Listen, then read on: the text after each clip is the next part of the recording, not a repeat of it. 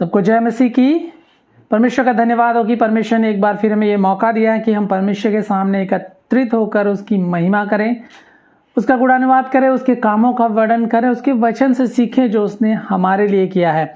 तो आइए हम गलातियों की पुस्तक में चलते हैं। गलातियों में हम लोग स्टडी कर रहे हैं और गलातियों के 3 अध्याय में हमने पिछले सप्ताह देखा कि व्यवस्था बनाम विश्वास, और विश्वास व्यवस्था पर भारी पड़ता है। विश्वास के द्वारा हम धर्मी ठहराए जाते हैं।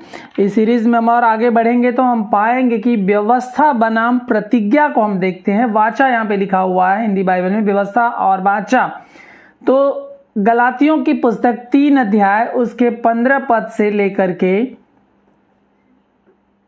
आगे हम लोग पढ़ेंगे और देखेंगे कि किस प्रकार व्यवस्था और प्रतिज्ञा की तुलना पौलुस करता है। कुछ बातें यहाँ पर है जिन्हें हमें क्लियर करना आवश्यक है, जिन्हें हमें समझना बहुत ज़रूरी है, क्योंकि हम बार बार ये कह रहे हैं और इन बातों को हम समझ रहे हैं कि गलातियों की पत्री को पौलुस ने इसलिए लिखा कि वहाँ यहूदी कन्वर्टेड लोग जो थे वो कलीसिया में फूट डाल रहे थे। वो मूसा की व्यवस्था का पालन करने के लिए विश्वासी जनों को बता रहे थे कि सुसमाचार प्लस व्यवस्था को मानना जरूरी है।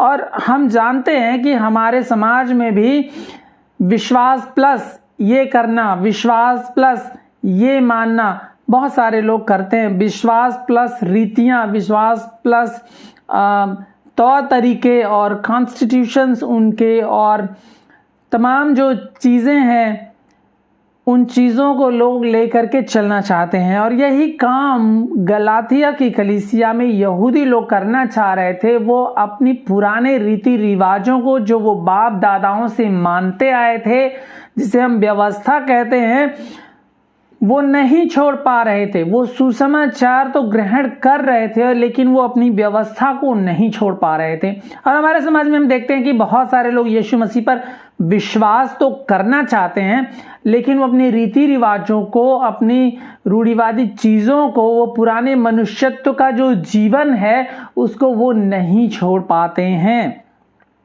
तो पौलुस यहाँ 3 अध्याय के 15 पद से आगे में कहता है, व्यवस्था और वाचा की वो तुलना करता है कि इसमें भारी कौन है और कौन छोटा हो गया। यहाँ पे कहता है, भाइयों मैं मनुष्य की रीति पर कहता हूँ, मनुष्य की वाचा भी जो पक्की हो जाती है तो ना कोई उसे टालता है और ना उसमें कुछ बढ़ाता है। तो कह रहा है कि अगर मनुष्य की भी जो वाचा बांधी जाती है, अगर मनुष्य एक दूसरे के बीच में प्रॉमिसेस करता है, प्रतिज्ञाएं बांधता है, तो वो पक्की हो जाती हैं। तो उसमें आप घटा बढ़ा नहीं सकते बाद में, क्योंकि आपने वाचा ऑलरेडी आपने बांध दी है। तो पौलुस कहता है, अतः प्रतिज्ञाएं अब्राहम को और उसके वंश को दी गई। तो वो कह रहा है कि जब परमेश्वर ने प्रतिज्ञाएं अब्राहम को और उसके वंश को दी तो वह यह नहीं कहता कि वंशों को, मतलब प्लूरल्स में कहता है कि उनके वंशों को दी, जैसे इश्माइल को भी दी और आइजक को भी दी, ऐसा नहीं है। लेकिन वो कह रहा है कि उसके वंश को दी, जैसे बहुतों के विषय में कहा, पर जैसे एक के विषय में कि तेरे वंश को, और वह मसीह है।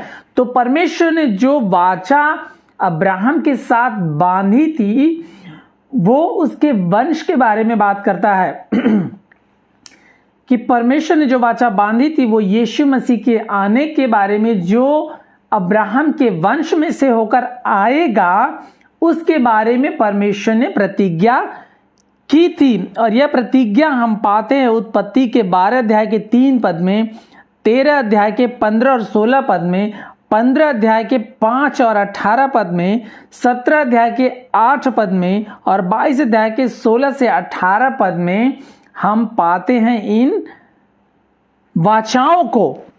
हम पढ़ लेंगे उत्पत्ति के 22 अध्याय का 18 पद। उत्पत्ति के 22 अध्याय के 18 पद में जो बात लिखी हुई है उसको हम पढ़ लेते हैं। यहां पे इस प्रकार लिखा हुआ है, और पृथ्वी की सारी जातियां अपने को तेरे वंश के कारण धन्य मानेंगी क्योंकि तूने मेरी बात मानी है। सो परमेश्वर ने ये वाचा जो अब्राहम के साथ बांधी थी कि पृथ्वी की सारी जातियां तेरे द्वारा आशीष पाएंगी और अपने आप को तेरे वंश के द्वारा धन्य मानेंगी क्योंकि तूने मेरी बात मानी है और उसका विश्वास करना, उसकी आज्ञाकारिता परमेश्वर के प्रति उसके लिए धार्मिकता गिना गया। इन बातों को हम देख चुके हैं। तो यहाँ पे पौलुस इसी बात को कहता है कि परमेश्वर ने अब्राहम के साथ वाचा बांधी और वो वाचा यीशु मसीह के आने के बारे में है। 17वें पद में कह रहा है, पर मैं यह कहता हूं जो वाचा परमेश्वर ने पहले से पक्की की थी उसको व्यवस्था 430 वर्ष के बाद आकर नहीं टाल सकती कि प्रतिज्ञा व्यर्थ ठहरे। तो प्रतिज्ञा के बारे में, उस वाचा के बारे में पौलुस बात कर रहा है जिसको परमेश्वर ने अब्राहम के साथ व्यवस्था आने से पहले बांधी थी।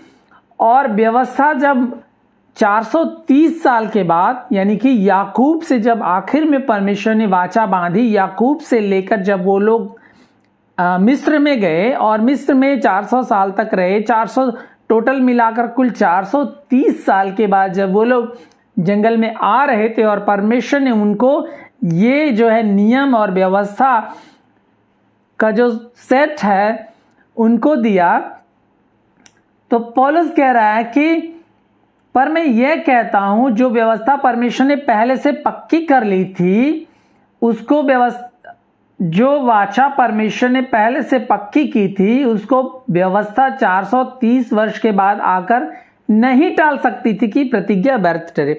तो व्यवस्था जो है, व्यवस्था का काम प्रतिज्ञा को व्यर्थ ठहराना नहीं है, क्योंकि व्यवस्था प्रतिज्ञा को व्यर्थ नहीं ठहरा सकती, क्योंकि प्रतिज्ञा जो है पहले से ही कर दी गई थी, पहले से परमेश्वर ने वाचा बांध ली थी। और क्या कहता है, क्योंकि यदि मीरास व्यवस्था से मिली है तो फिर प्रतिज्ञा से नहीं, परंतु परमेश्वर ने अब्राहम को प्रतिज्ञा के द्वारा दे दी है।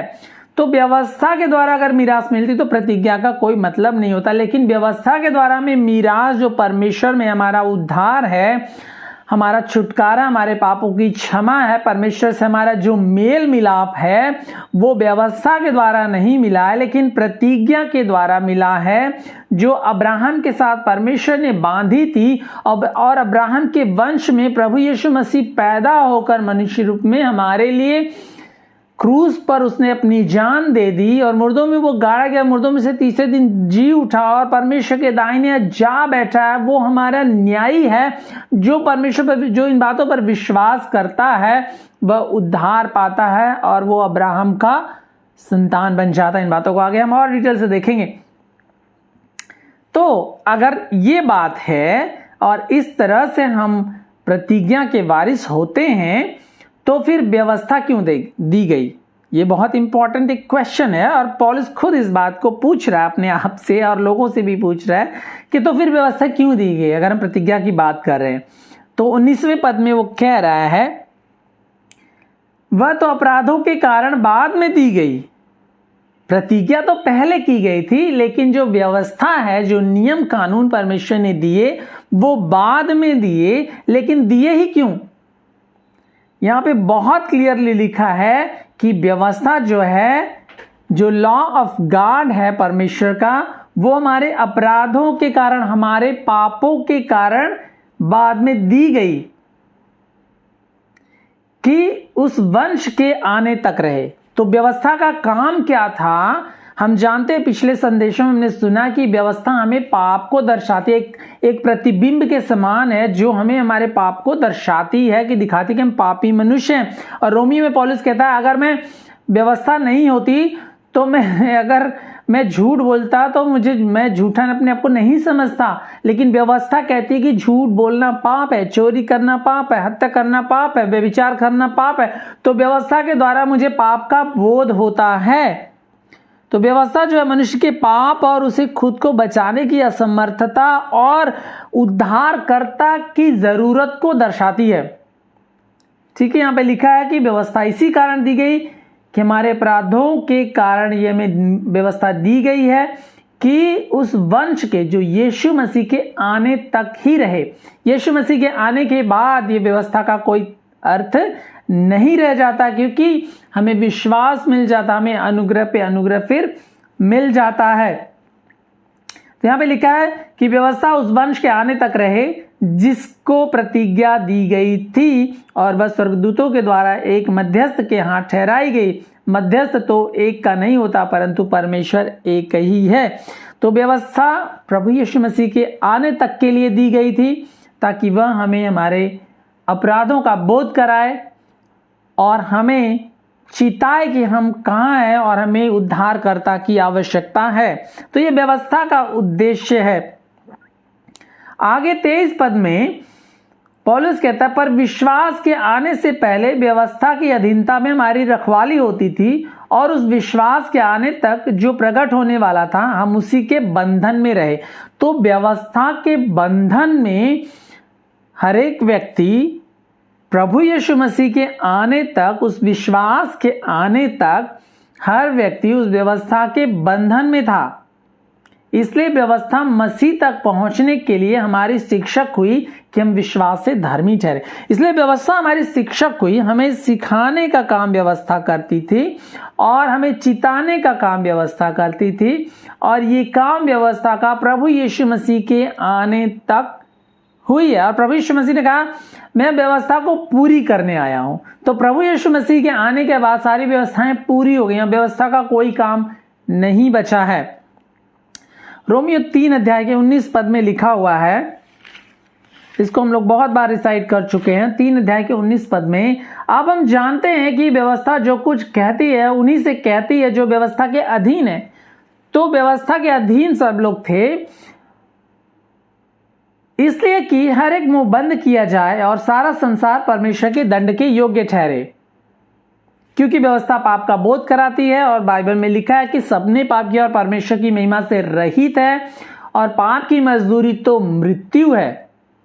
तो पाप की मजदूरी मृत्यु है और सभी लोग परमेश्वर के दंड के योग्य ठहरे हैं। भजन संहिता 143 के 2 पद में लिखा हुआ है, कोई भी प्राणी परमेश्वर की दृष्टि में निर्दोष नहीं ठहर सकता। कोई भी प्राणी परमेश्वर की दृष्टि में निर्दोष नहीं ठहर सकता, चाहे कितना भी वो व्यवस्था मानने वाला व्यक्ति हो। नीति वचन 20 अध्याय के 9 पद में लिखा हुआ है, कौन कह सकता है कि मैंने अपने हृदय को पवित्र किया है अथवा मैं पाप से शुद्ध हुआ हूं। कोई भी व्यक्ति इस संसार में जो पैदा हुआ है वो पाप के स्वभाव में पैदा हुआ है। इनहेरेंटली हम लोग पापी हैं और हम अपने आप को पवित्र नहीं कर सकते, हम अपने आप को शुद्ध नहीं कर सकते। हमें शुद्ध होने के लिए पवित्र बलिदान की आवश्यकता थी जो सिर्फ और सिर्फ परमेश्वर ही अवतरित होकर हमारे लिए कर सकता था। मनुष्यों में कोई भी पवित्र नहीं है, सबने पाप किया कि इसलिए कि परमेश्वर के महिमा से हम लोग रहित हैं। हमारे पास वो पवित्रता नहीं है जो परमेश्वर के पास पवित्रता है। सभोपदेशक 7 अध्याय के 20 पद में लिखा है, निस्संदेह पृथ्वी पर कोई ऐसा मनुष्य नहीं जिससे पाप ना हुआ हो। निस्संदेह बोल रहा, नो डाउट, कोई भी व्यक्ति इस पृथ्वी पर ऐसा नहीं है जिससे पाप नहीं हुआ। सिर्फ और सिर्फ परमेश्वर का पुत्र पाप रहित है। वो पाप रहित होकर भी हमारे लिए पाप बन गया, हमारे सारे पापों को उसने अपने ऊपर ले लिया। तो व्यवस्था मानने के द्वारा हमें पाप का बोध होता है, हम दंड के पात्र होते हैं, क्योंकि पाप वो हमें दर्शाती है कि हम कितने पापी मनुष्य हैं। इसलिए यहां पर लिखा हुआ है कि हम उसके बंधन में रहे। इसलिए व्यवस्था मसीह तक पहुंचाने के लिए हमारी शिक्षक हुई। व्यवस्था जो है यीशु मसीह तक हमें पहुंचाने के लिए हमारी शिक्षक हुई। हमारी नीड को, हमारी उद्धारकर्ता को की हमारी जरूरत जो है, हमारे लिए जो जरूरत है उद्धारकर्ता की, उसको वो दर्शाती है। तो मसीह तक पहुंचाने के लिए व्यवस्था हमारी शिक्षक हुई कि हम विश्वास से धर्मी ठहरे, क्योंकि व्यवस्था से तो हम धर्मी नहीं ठहर रहे हैं। क्योंकि पिछले बार भी हमने देखा था व्यवस्था बनाम विश्वास, व्यवस्था से तो कोई व्यक्ति धर्मी नहीं ठहरा, विश्वास से हम लोग धर्मी ठहर रहे हैं। जो प्रतिज्ञा परमेश्वर ने अब्राहम के द्वारा की थी यीशु मसीह के बारे में, उनके आने के बारे में, और उस यीशु पर विश्वास करने के द्वारा हम धर्मी ठहराए जा रहे हैं। तो यहां पर लिखा हुआ 25वें पद में, परंतु जब विश्वास आ चुका तो अब हम शिक्षक के अधीन नहीं रहे। अब जब विश्वास आ चुका है, विश्वास के द्वारा हम धर्मी ठहराए जा रहे हैं, तो अब हम शिक्षक के अधीन नहीं रहे, अब हम व्यवस्था के अधीन नहीं रहे, अब हम रीति रिवाजों के अधीन नहीं रहे। अब हम परमेश्वर के अधीन है, अनुग्रह के अधीन है, विश्वास के हम अधीन है।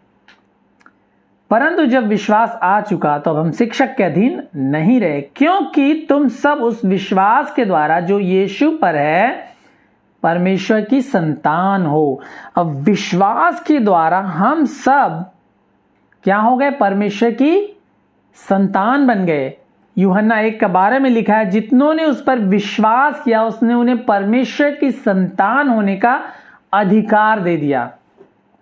तो पौलुस कह रहा है, सुन लो मेरे भाइयों, चाहे तुम यहूदी हो, चाहे तुम यूनानी बैकग्राउंड के हो, चाहे तुम अन्य जाति हो, चाहे तुम स्त्री हो या पुरुष हो, दास हो, मास्टर हो, जो भी हो, तुम मालिक हो, तुम जो भी हो, अगर आपने प्रभु यीशु मसीह पर विश्वास किया है तो आप परमेश्वर की संतान हैं।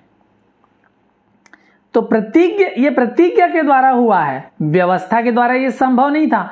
लेकिन जो प्रतिज्ञा परमेश्वर ने की थी, जो वाचा परमेश्वर ने बांधी थी अब्राहम के द्वारा कि तेरे वंश के द्वारा सारी जातियां आशीष पाएंगी, मैं सारी जातियों को आशीष दूंगा, वो आशीष जो है, वो वाचा जो है यीशु मसीह में पूरी होती है। तो विश्वास के द्वारा क्या होता है, जो हम यीशु मसीह पर करते हैं, हम परमेश्वर की संतान बन जाते हैं। अदरवाइज सिर्फ यहूदी लोग सोच रहे थे हम परमेश्वर की संतान हैं, हम तो वाचा के लोग हैं, हम तो अब्राहम की संतान, हम परमेश्वर के चुने हुए लोग हैं। लेकिन यहां पर जो भी कोई परमेश्वर पर विश्वास करता है वो परमेश्वर की संतान बन जाता है। कंडीशन आपकी जो है सिर्फ विश्वास करना है, यीशु मसीह के किए हुए कामों पर आपको विश्वास करना है, अपने पापों की क्षमा के लिए, अपने उद्धार के लिए, परमेश्वर से आपके मेल मिलाप के लिए, आपके अनंत जीवन के लिए, पाप से, शैतान से और मृत्यु की दासता से आपके छुटकारे के लिए आपको यीशु मसीह पर विश्वास करना है। और परमेश्वर आपको वो जो आशीषें उसने रखी हैं, वो जो वाचाएं परमेश्वर ने बांधी हैं, वो सब आपके लिए सेंत में ये और आमीन करके वो आपको देगा। हालेलुया। और ये सिर्फ और सिर्फ संभव होता है विश्वास करने के द्वारा, व्यवस्था के द्वारा नहीं होता है। तो विश्वास जो है, प्रतिज्ञा जो है, व्यवस्था पर प्रबल होती है। 27वें पद में लिखा हुआ है, गलातियों 3 अध्याय के 27वें पद में, और तुम में से जितनों ने मसीह में बपतिस्मा लिया है उन्होंने मसीह को पहन लिया है। जितनों ने मसीह का बपतिस्मा लिया, मसीह का बपतिस्मा का मतलब यहां पे पानी का बपतिस्मा नहीं है, लेकिन जितनों ने मसीह को अपना लिया है, उनकी जो मसीह में स्टैंड है, उनका जो मसीह में पहुंच है, मसीह में अब हमारा जो स्टेटस है, उसके बारे में बात कर रहा है कि जब हमने यीशु मसीह को पहन लिया है तब क्या होगा। जब हमने यीशु मसीह को अपना लिया है, यीशु मसीह को हमने मान लिया है, ग्रहण कर लिया है, उनके प्रभुत्व को हमने मान लिया है, उनके उद्धारकर्ता होने को हमने मान लिया है, उनके परमेश्वर होने को हमने मान लिया है, यीशु के द्वारा ही हमारा छुटकारा हो सकता है, उन बातों को हमने मान लिया है, तो क्या होगा, तो फिर क्या होगा। ये बहुत ही एक अद्भुत बात है जिसको यहूदी लोग नहीं समझ पा रहे थे। वो अपने आप को एक एक्सक्लूसिव सेपरेटेड लोग मानते हैं, लेकिन पौलुस यहाँ पे बहुत ही एक गजब की बात कह रहा है 28वें पद में। तो अगर जब आपने यीशु मसीह को मान लिया है और यीशु मसीह को पहन लिया, उसको ग्रहण कर लिया है, तो अब ना कोई यहूदी रहा। वाव, अब यहूदी लोगों को ये बहुत बड़ा शॉक लगा होगा। जो फॉल्स टीचर्स वहां पे थे, जो अपनी व्यवस्था को इंड्यूस कर रहे थे, सिखाने की कोशिश कर रहे थे और इन्फोर्स करने की कोशिश कर रहे थे, उनके लिए बहुत बड़ी चोट है। क्योंकि पौलुस कह रहा है यीशु मसीह पर विश्वास करने के द्वारा अब ना कोई यहूदी रहा और ना कोई यूनानी। वो कह रहा ना आप कोई यहूदी रहा, ना कोई यूनानी, ना कोई दास, ना कोई स्वतंत्र, ना कोई नर, ना कोई नारी, क्योंकि तुम सब मसीह यीशु में एक हो। वो कह रहा है आप तुम सब, कोई छोटा बड़ा नहीं है, कोई पर नीचे नहीं है, यहां पे कोई डिफरेंशिएशन नहीं है, कोई पार्शियलिटी नहीं है। यहां पे परमेश्वर सबको क्या कर रहा है, एक कर दे रहा है। सबको परमेश्वर ने एक कर दिया है। यीशु मसीह की देह में परमेश्वर ने सबको एक कर दिया है। और ये बहुत ही अद्भुत बात है। चाहे आप किसी भी बैकग्राउंड के हो, चाहे आप अपने आप को अपर कास्ट समझ रहे हो, लोअर कास्ट समझ रहे हो, गोरा समझ रहे हो, काला समझ रहे हो, चाहे आप अपने को हेल्दी समझ रहे हो, वेल्दी समझ, जो कुछ भी आप अपने आप को समझते थे, अब वो सब कोई भी चीजें मायने नहीं रखती हैं। अब जो कोई भी यीशु मसीह में है वह सब एक है यीशु मसीह में, क्योंकि आपने यीशु को ग्रहण कर लिया है। और यदि तुम मसीह के हो तो अब्राहम के वंश और प्रतिज्ञा के अनुसार वारिस भी हो। तो पौलुस कह रहा है अगर आप यीशु मसीह के हैं, चाहे आप यूनानी बैकग्राउंड के हों, चाहे आप अन्य जाति बैकग्राउंड के हों, चाहे आप यहूदी बैकग्राउंड के हों, चाहे आप किसी भी बैकग्राउंड के हों, अगर आपने यीशु मसीह को पहन लिया, यीशु मसीह को मान लिया, यीशु मसीह को ग्रहण कर लिया है, तो आप क्या हो गए? अब्राहम के वंश के हो गए हैं, आप प्रतिज्ञा के वारिस हो गए हैं। जो प्रतिज्ञा परमेश्वर ने पहले से की थी, अब आप उसके वारिस हो गए हैं। अब आप व्यवस्था के अधीन नहीं रहे, आपको व्यवस्था मानने की जरूरत नहीं है, व्यवस्था के अधीन आपको चलने की जरूरत नहीं है, अब आपको विश्वास के अधीन चलने की जरूरत है। एक नई वाचा जो परमेश्वर ने कलीसिया के साथ बांधी है, आप उसके साथ चलने की जरूरत है। अब आप कलीसिया के अंग, आप कलीसिया की देह हैं, आप कलीसिया के भागीदार, उसके पार्टिसिपेटर आप हैं, आपको कलीसिया में होकर चलना है। प्रभु यीशु मसीह हमारा सिर है, हम उसकी देह हैं, हम उसके अंग हैं। अब यीशु हमें डायरेक्ट कर रहे हैं, व्यवस्था हमें डायरेक्ट नहीं कर रही है,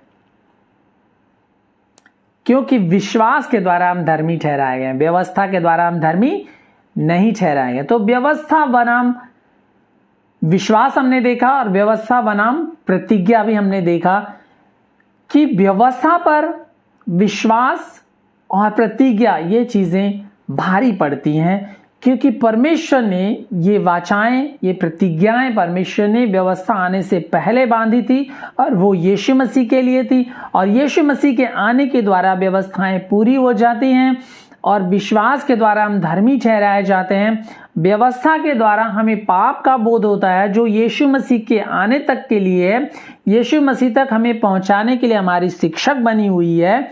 और जब यीशु मसीह हमारे पास में, जब परमेश्वर खुद हमारे पास चलकर आया है, परमेश्वर हमारी ओर है, हमारे साथ है, तो हमें और व्यवस्था की क्या आवश्यकता है। इसलिए व्यवस्था जो है पाप को प्रकट करती है, लेकिन विश्वास जो है धार्मिकता को प्रकट करता है। इसलिए हम विश्वास में भरे रहें, विश्वास के साथ चलें।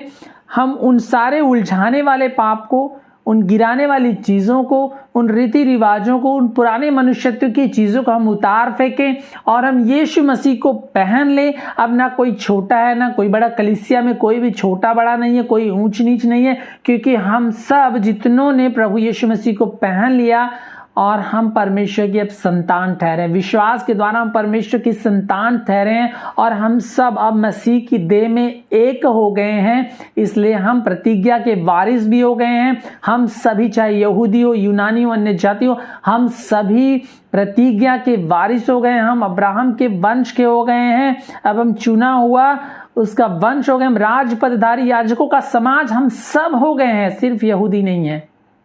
इसलिए हम आइए परमेश्वर के गुणों को प्रकट करें, उसकी महिमा करें, उसका गुणानुवाद करें, उसके किए हुए कामों का वर्णन करें जो उसने हमारे लिए किया है। क्योंकि हम इसके योग्य नहीं थे कि परमेश्वर हमें अपनी योजनाओं में शामिल करे। हम पापी मनुष्य थे, परमेश्वर के से बहुत ही दूर थे, परमेश्वर के बैरी थे, हम अंधविश्वास और मूर्ति पूजा और तमाम तरह की चीजों में उलझे हुए थे। लेकिन परमेश्वर अपने सुसमाचार के द्वारा हमें छुड़ाया, और परमेश्वर ने हमें अपने पास बुलाया ताकि हम उसकी संतान ठहरें। क्या ये अद्भुत बात नहीं है? आइए हम अपने आप को परमेश्वर के अधीन करें, और हम उन सब चीज़ों से भरे रहें जो हमें परमेश्वर से दूर करती हैं, और हम अपने जीवन से परमेश्वर को महिमा दें। परमेश्वर का धन्यवाद। आइए हम प्रार्थना करें। प्यारे प्रभु जी, हम धन्यवाद करते हैं आज के दिन के लिए जो आपने हमें दिया है। परमेश्वर, हम जानते हैं कोई भी तरह का रीति रिवाज, कोई भी तरह का क्रियाकलाप, कोई भी तरह का कार्य हमें परमेश्वर आप तक नहीं पहुंचा सकता, हमें धर्मी नहीं ठहरा सकता, हमें पवित्र नहीं कर सकता, हमें शुद्ध नहीं कर सकता, क्योंकि मनुष्य के सारे काम धर्म के जो होते हैं वो मैले चिथड़े कपड़ों के समान होते हैं। सिर्फ और सिर्फ यीशु का लहू हमें हमारे पापों से शुद्ध करता है। सिर्फ और सिर्फ यीशु के लहू के द्वारा हम धर्मी ठहराए जाते हैं। सिर्फ और सिर्फ यीशु के लहू के द्वारा जो हमारे पापों के लिए प्रायश्चित ठहरा, उसके द्वारा हमें परमेश्वर तक पहुंच होती है और परमेश्वर के सामने हम निर्दोष और पवित्र करके प्रस्तुत किए जाते हैं। प्रभु जी, हम धन्यवाद करते हैं। हम जानते हैं प्रभु, आपकी प्रतिज्ञाएं व्यवस्था पर प्रबल हैं। विश्वास और अनुग्रह व्यवस्था पर प्रबल होता है प्रभु जी। हालेलुया। और विश्वास के द्वारा आपने हमें धर्मी ठहराया। विश्वास के द्वारा आपके अपने हमें प्रभु जी आपने अपना संतान ठहराया, अपना वारिस ठहराया प्रभु जी। इसके लिए हम धन्यवादित हैं प्रभु। हम इस योग्य नहीं थे प्रभु, लेकिन आपने हमें चुना और अपने में प्रभु जी मिलाया और अपनी संतान ठहराया। इसके लिए हम आपके बहुत धन्यवादी हैं पिता परमेश्वर। हालेलुया। प्रभु, इस वचन के द्वारा आपकी महिमा हो। आपकी धार्मिकता में, नई वाचा में, कलीसिया के देह में प्रभु जी एक होकर चलने के लिए, आपको महिमा करने के लिए हमारी सहायता करें। प्रार्थना यीशु मसीह के नाम से मांगते हैं, आमीन।